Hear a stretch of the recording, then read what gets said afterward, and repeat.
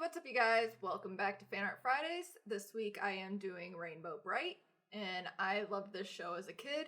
I'll be talking a little bit about Rainbow Brite, a little bit about some health updates, and a little mishmash this week. When I was a kid, I loved Rainbow Brite. I admit I don't remember details as I was very young. It was made in the early 80s and I was born in 1990, therefore it was before my time technically. I chose to draw Rainbow Brite this week because I remember the colors being so vibrant and pretty, and I know I could use having something bright and pretty in my life. My mental health hasn't been the most stable since November, and I'm always looking for ways to make myself feel better. I left some things out of my last video where I discussed mental health. I didn't think so many people would be so interested in what I had to say. I thank you all for that. I wanted to expand more on what's been going on. My psychosis is new. The more I think about it, it started in June, when my dad was diagnosed with cancer. I didn't properly handle it. I kinda just shut down. I wanted to be strong for both my mother and my father. I remembered a line in Deadpool that was, "The worst part about cancer isn't about what it does to you, but the others around you." I tried really hard to just be normal. There was a lot of different things that had happened, but that one was the main one that stands out for me. Despite his cancer clearing up in October, I was still struggling. As stated before, I never really handled it properly. I just shut down. With shutting down began the derealization psychosis, which I didn't realize that's what it was at first. Muffled world around me and constant headaches. I began struggling to keep up with work and life. Then came the depersonalization psychosis that I mentioned in the last video. That happened on Thanksgiving. This is when I noticed there was something wrong. When it got really bad, it still took me 10 days to do something about it. Why? I honestly couldn't tell you. By the time I made it to my psychiatrist, I was not far off of fully catatonic, according to him.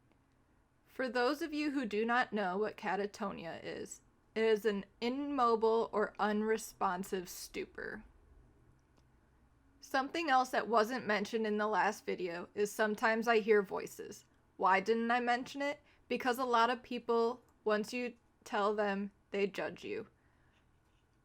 And some will use it against you. However, the only way to end stigma is if I can help get past it myself and talk about it. Do I alone think that I can personally end stigma? No, I do not. However, I do believe that I can, maybe make a dent with one person or two people. Any little bit helps. Now that you're all caught up with that, I'll mention that my doctor is working very hard to try to figure out the proper combination of meds that are affordable for me to help make things easier for me. Every day is a new adventure, whether it's adjusting to new medication, dealing with the surprise my brain throws at me, or the surprise life throws at me that leads to the things that my brain throws at me.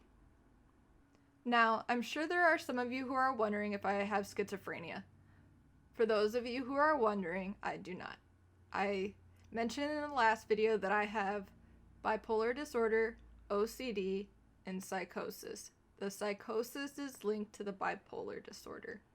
Also, psychosis is not unheard of being linked to obsessive compulsive disorder. All in all, art helps with these things. I can take all those horrible things and turn them into something beautiful, such as this fan art of Rainbow Brite. All the beautiful colors can help make things a little easier. So how do I link my mental health to Rainbow Brite in building this portrait? For those of you who have never seen Rainbow Brite, I will read a small portion out of the Wikipedia for you. A young girl named Wisp is brought to a gray, desolate land with mission to bring color to the fictional world by locating the sphere of light. Along the way, she befriends a furry creature called a sprite named Twink and a magnificent horse named Starlight, and finds mysterious baby who turns out to be the key to her mission. With the help of her new friends, Wisp locates the legendary color belt and rescues 7 color kids who had been trapped by the King of Shadows. Using the color belt, Wisp and the Fear of Light defeat the King of Shadows, liberate the sprites, and bring color and beauty to the land, henceforth called Rainbow Land. Wisp is renamed Rainbow Brite in honor of her new role as leader of the Color Kids, who are together and in charge of all the colors of the universe. The Color Kids spread color across the universe from the color console inside the color castle. Each color kid is in charge of their respective color, has personal sprite, and manages a number of like-colored sprites that the main color crystals from the nearby color caves.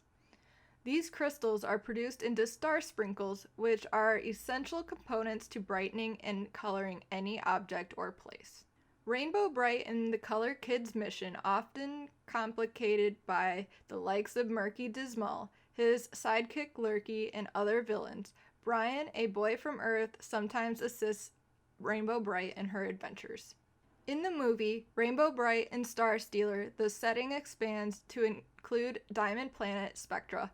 All the light in the universe must pass through Spectra before becoming Earth. However, Earth soon falls into a wintry darkness, and Diamond-obsessed Dark Princess decides to steal Spectra for her own.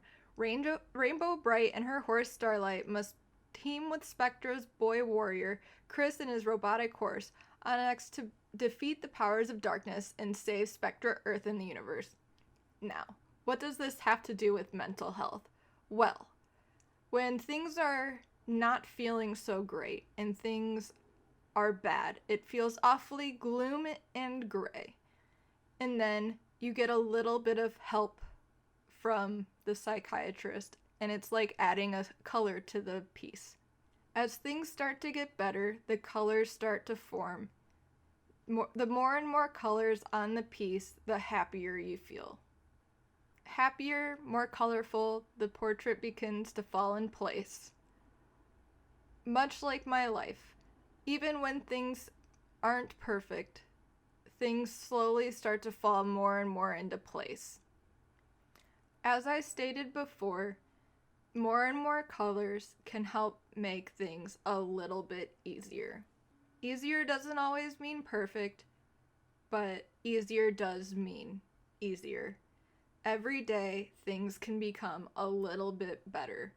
Even if you have your bad days, you learn more and more how to cope with those bad days. Just like Rainbow Brite has to constantly battle things going gray, so do I.